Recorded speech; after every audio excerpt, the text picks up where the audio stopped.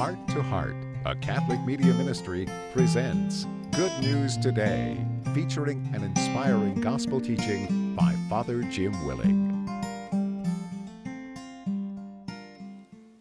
A reading from the Holy Gospel according to Mark. One of the scribes came to Jesus and asked him, "Which is the first of all the commandments?" Jesus replied, "The first is this: Hear, O Israel, the Lord our God is Lord alone. You shall love the Lord your God with all your heart, with all your soul, with all your mind, and with all your strength. The second is this: you shall love your neighbor as yourself. There is no other commandment greater than these." The scribe said to him, "Well said, teacher. You are right in saying he is one, and there is no other than he. And to love him with all your heart, with all your understanding, with all your strength, and to love your neighbor as yourself is worth more than all burnt offerings and sacrifices." And when Jesus saw that he answered with understanding, he said to him, "You are not far from the kingdom of God." And no one dared to ask him any more questions. The Gospel of the Lord. I'm going to go out on the limb here and say something that I hope would startle you. I believe that there is nothing that is more important for us to hear in our entire life than the gospel we just heard. Nothing. All right, I'm going to say it again because I think it's hard to even absorb that thought, that there is absolutely nothing more important for us to hear and learn by heart than this gospel that is the very heart of the entire gospel teaching of Jesus Christ. Because I say that insofar as it seems to be suggested by the very scribe who comes up to Jesus and says, "What do we really need to know? What is most important in life?" Let me give a little background, as I always try to do, first by explaining who a scribe was. A scribe in the day of Jesus was a religious lawyer. They were probably as well loved as lawyers are today, I don't know.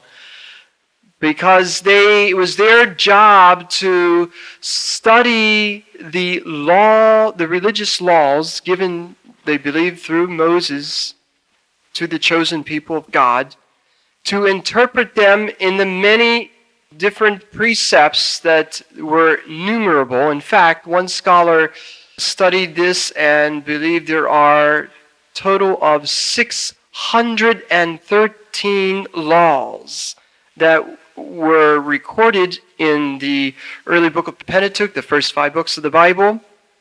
And naturally, you could imagine 613 laws are nearly impossible to remember, much less to follow, huh?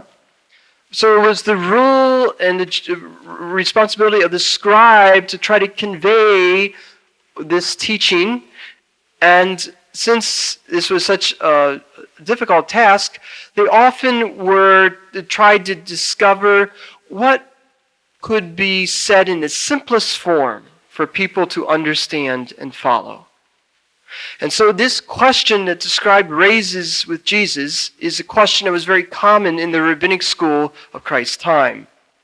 And that is, which is the first commandment? Of all the 613, tell me, what is the most important one? Now, this is one of the few times in the gospel you may notice where Jesus answers a question directly and quickly.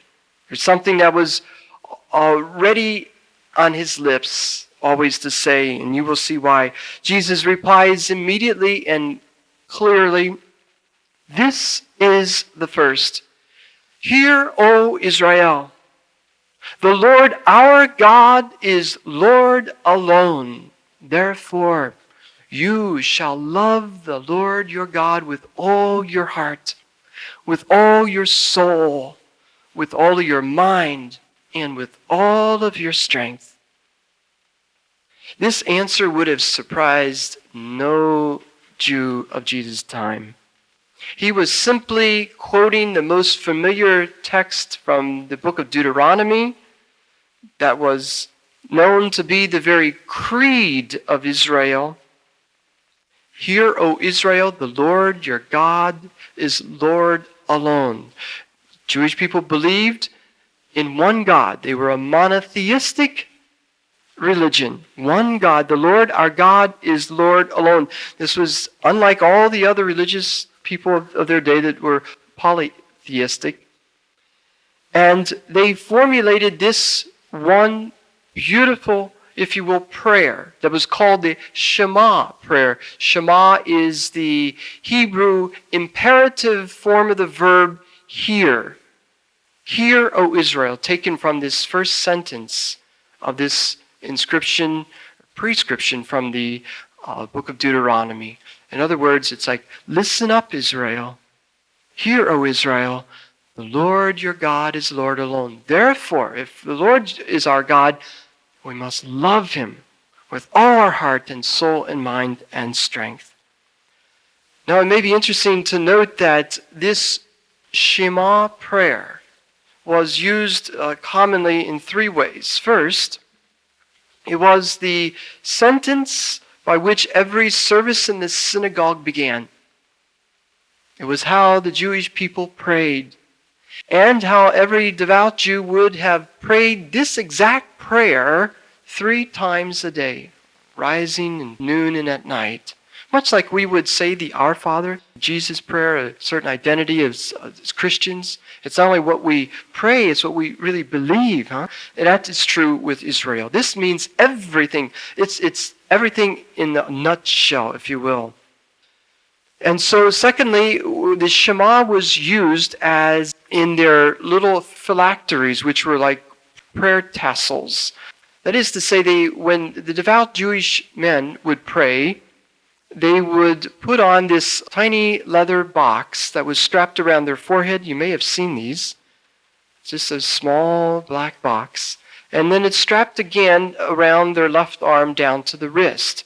Because in the same passage of Deuteronomy, Moses tells his people to keep this law of the Lord, this love of the Lord, always on the front of their mind and always ready at hand. Isn't that beautiful? So in the most literal way, when a Jewish man would pray, he would attach this phylactery that contained this explicit passage of the Shema. Hear, O Israel, the Lord your God is Lord alone. Therefore you shall love the Lord your God. In other words, they wanted to be reminded of this call to love always, especially every time they turn to the Lord in prayer. What might we use today? Would be a good question. What are our prayer symbols and helps to keep us focused on the Lord that enable us to keep on the front of our mind and always at hand the same love of the Lord asks of us? Thirdly, another common use of the Shema was the Mezuzah. Mezuzah is a Hebrew word for doorpost. And I'm holding in my hand a little mezuzah. It's a small container of this little scroll. As you can see, pull this apart here. This scroll contains the passage of the Shema prayer. And the Jewish people would attach this mezuzah onto their doorpost and on the doorpost of every room inside their home, so that constantly the Jewish man and woman and child would remember God and the need to love the Lord in their coming and in their going. Much like, again, we might do with the placement of statues and pictures of the Lord in our homes. So, you see that this Shema prayer was part of the heart and soul of the faith of every devout Jew. And so it is not at all surprising that Jesus would quote this famous and most fervent prayer, the Shema, when he said, "This is the first of all the commandments." And every Jew would have heard him and said, "I'd have to agree. This is truly what we are called to be and to do, most importantly in life." But interestingly, Jesus did not stop there, even though the question was, what is the first commandment? All right? And he told him, this is the first, to love God. But he said, I cannot stop there with the first. I've got to talk about this second commandment. It's almost as if Jesus said, I can't talk about loving the Lord without adding, the second commandment is, you shall love your neighbor as yourself. Interestingly, this particular quote is also from the Pentateuch, the first 5 books of the Bible, specifically from the book of Leviticus, chapter 19, verse 18. But in that text, as I read it this week, it says that you shall love your countrymen and woman as yourself. In other words, the Jewish people interpreted this law to mean you had to love your fellow Jew, but as for a Gentile, go right ahead and treat him as you wish. Clearly, Jesus reinterprets this commandment in a new definition of who neighbor is. More than one's countryman and woman, it's every man and woman. It's a beautiful thing to realize how Jesus broadened this commandment to embrace all of humanity, even, don't forget, ourselves. Don't leave yourself out when it comes to loving. Because as a psychologist once said, unless you love yourself, you won't be able to love your neighbor. Love your neighbor as yourself. Or as a friend of mine said, geez, if I love my neighbor as myself, I feel sorry for my neighbor because of the way some of us treat ourselves. We need to care for ourselves. And ironically, the more we really care for ourselves and care for our soul, the more we're able to care for others. Have you noticed? I mean, it's almost a truism to see that. And so there's a great teaching there. The point that we can draw from this powerful teaching of Jesus is that these 2 commandments of loving God and loving our neighbor are really one commandment. They're just 2 sides of the same coin. And this is what we must do in life. As someone once said, you notice that God gave us commandments and not suggestions. This is a command of Christ. We must love, and not just a little, all right? With our whole heart and soul and mind and strength that represented the whole person, huh? The whole person. So, how do we do that? That's the question. You know, so much is said and spoken and sung and written about love, huh? I mean, sometimes we almost have to have more than our fair share of words of love. I guess we come right down to it. Don't tell me you love me, show me. And I like to just ask this question. Who do you think is the most loving person in the whole wide world who lives love? Who comes immediately to your mind?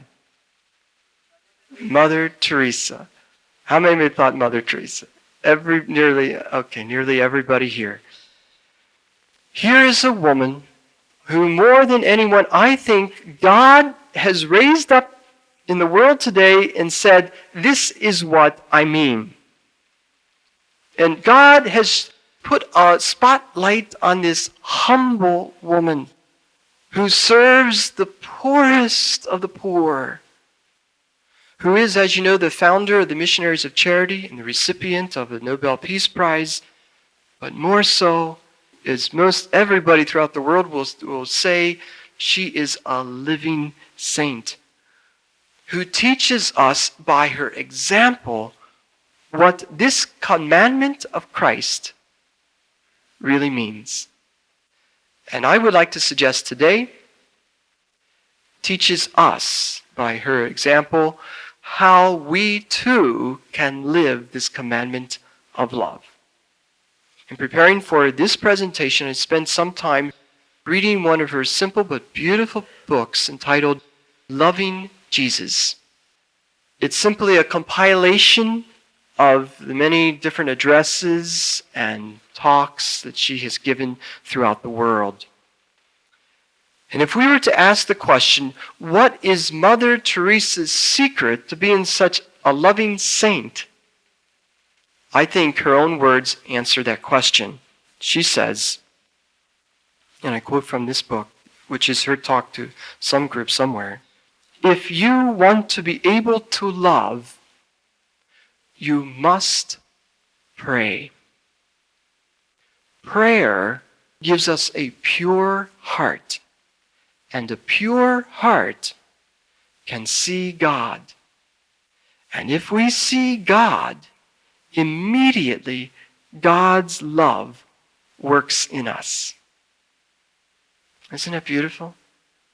Can you see the connection here already of why Jesus said the first commandment is to love God, not the second commandment, which is to love neighbor?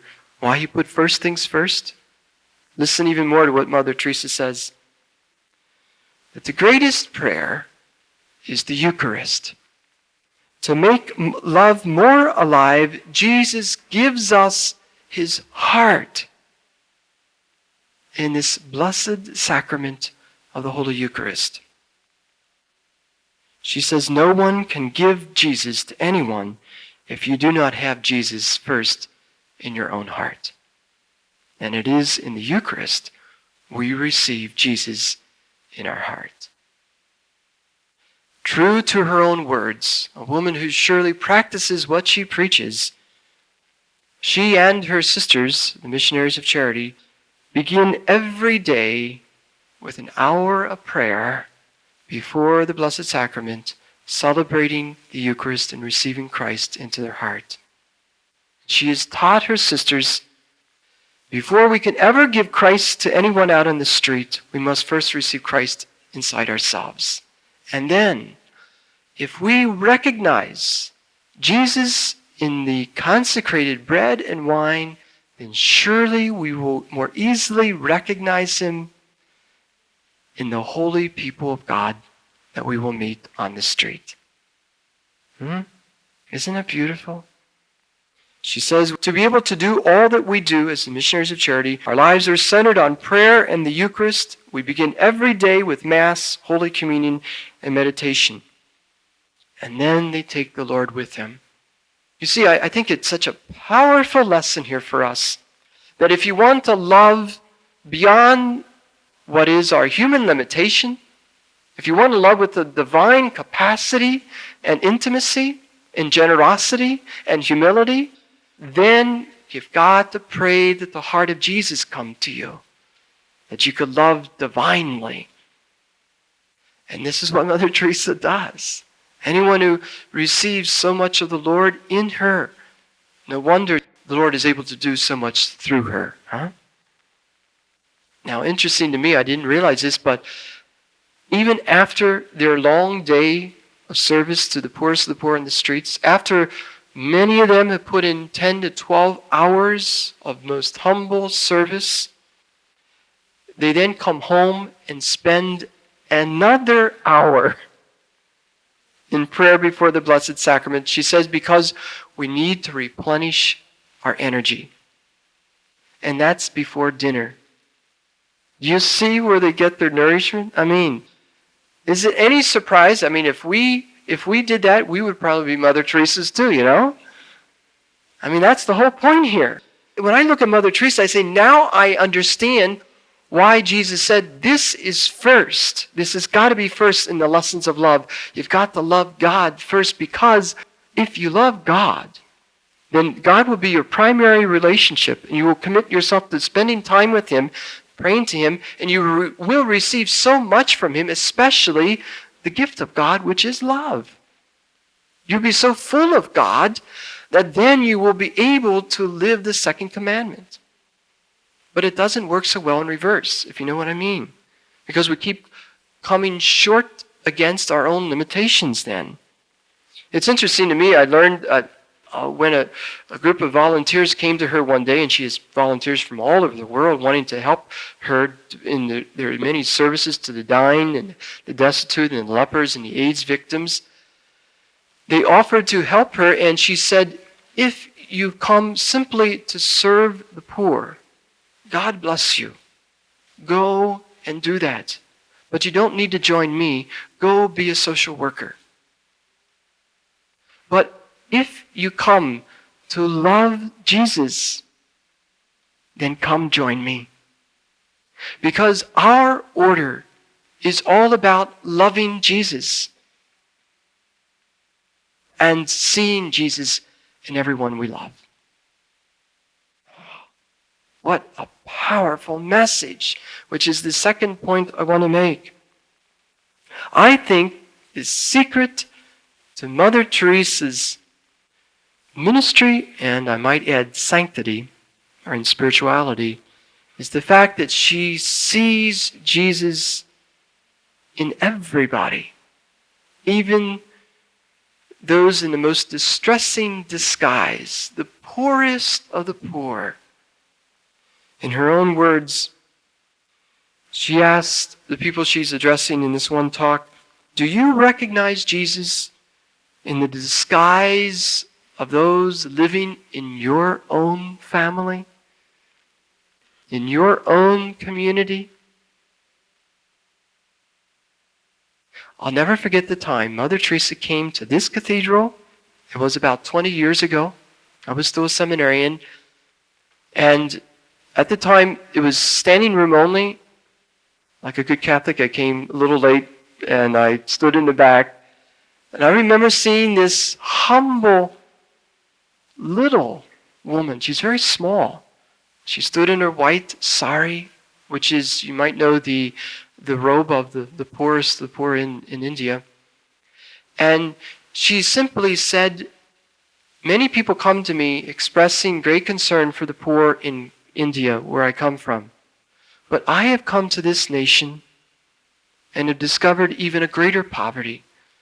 I've never experienced a poorer people than those who kill their unborn children. This is the worst violence that the world has ever known. I've never seen such poverty when I see the breakdown that's happened in the American family. This is 20 years ago she's saying this, you know. Think of what's happened since.